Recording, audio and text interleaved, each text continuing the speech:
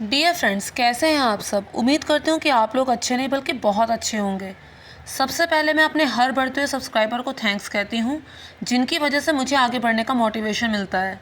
Friends, मेरा दावा है कि आपने यूट्यूब में पहले कभी भी गणेश जी की ये कथा नहीं सुनी होगी जो मैं अब आपको सुनाने जा रही हूँ।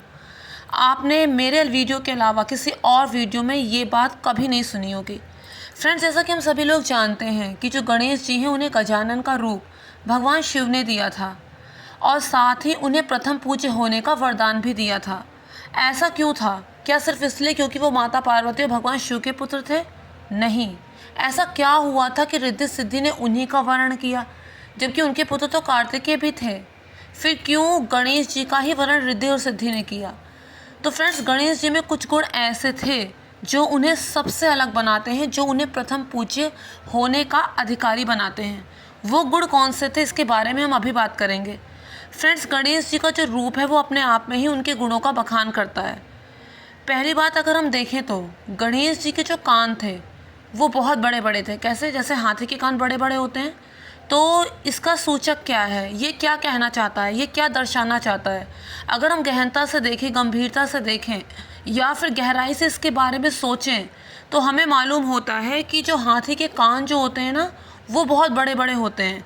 इसका अर्थ ये है कि हमें हमेशा अच्छा श्रोता बनना चाहिए। ग्रहण करने की क्षमता हमारे अंदर होनी चाहिए। बहुत अच्छा श्रोता हमें होना चाहिए। ज्ञान की और अच्छी जो भी बातें हमारे कानों में पड़े वो हमारे अंदर जाए, और जो फालतू की बात हो वो दूसरे कान से निकल जाए।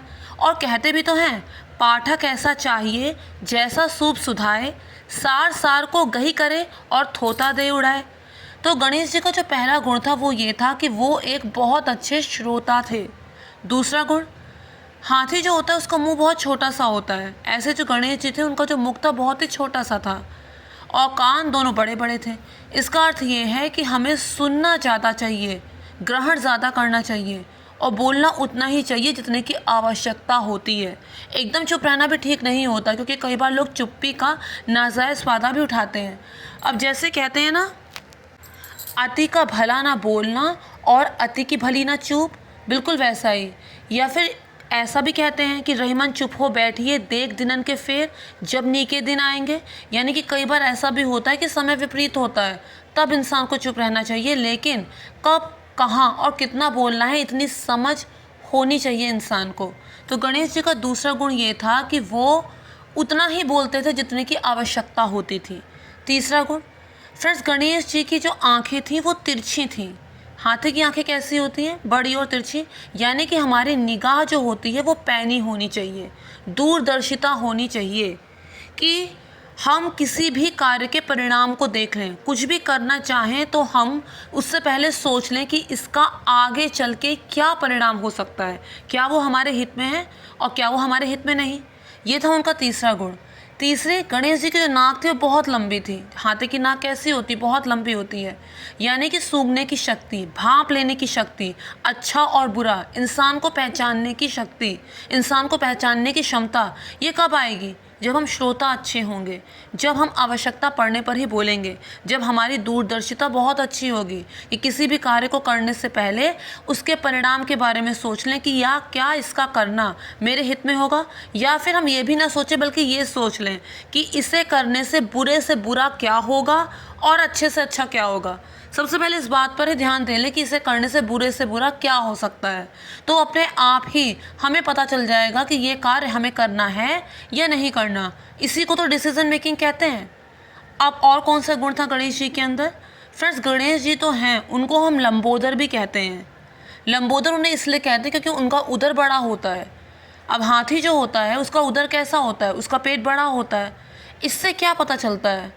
अगर हम इसमें भी गहराई से सोचें तो इससे ये पता चलता है कि इंसान को चीज़ों को, बातों को पचाने की क्षमता होनी चाहिए। ऐसा ना हो कि यहाँ से सुना और वहाँ जाके उल्टी कर दिया।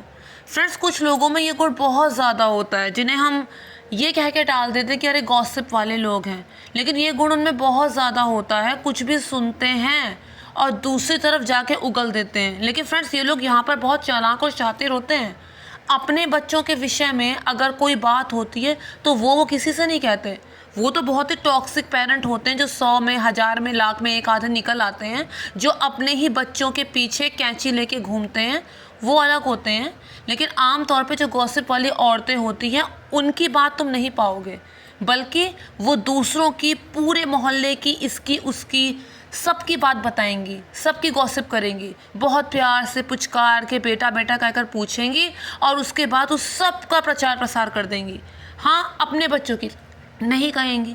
तो यही बात है कि इंसान को अपनी बातों को पचाना आना चाहिए, सिर्फ अपनी नहीं दूसरों की भी। क्योंकि जो गॉसिप वाले लोग होते हैं, जो बुराई भलाई करने वाले लोग होते हैं, उनका जो ये गुण है वो लोगों से छिपता तो है नहीं। आगे चलकर लोग उन्हीं के ऊपर थूकते हैं, सामने से नहीं थूकेंगे लेकिन पीछे से थूकेंगे। उन्हें कोई वो बात बताएगा नहीं, उनसे कोई मतलब रखेगा नहीं। तो ये गुण नहीं होना चाहिए। चीज़ें वही मुंह से बाहर निकालनी चाहिए जो बताने में किसी का हित ना हो। अब फ्रेंड्स, अगर अपने से रिलेटेड कोई बात है, कोई आपको कुछ कह रहा है, तो वो तो फिर भी जायज़ है। लेकिन किसी और की पर्सनल बात को इस तरह से बताना, किसी का स्पष्टीकरण देने के लिए इतना ज़्यादा झूठ बोलना, कुल मिलाकर बात ये है कि चीज़ों को पचाना आना चाहिए। इधर से सुना उधर जाके उल्टी कर लिया नहीं, चीज़ों को अपने मन में रखना चाहिए।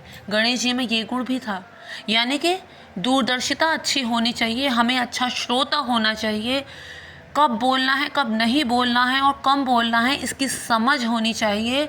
इसके अलावा बातों को पचाना आना चाहिए, इधर की उधर नहीं करनी चाहिए। अगर ये सभी गुण हमारे अंदर आ जाएं तो रिद्धि और सिद्धि हमारे पास भी आएंगी, हमें भी उपलब्धि मिलेगी, हमें भी सफलता मिलेगी अगर इन गुणों को हम अपना लें। तो कहते हैं ना कि इतने चुपके से प्रयास करो कि सफलता शोर मचा दे, तो क्या ज़रूरत है बाहर जाके बखान और बखान करने की।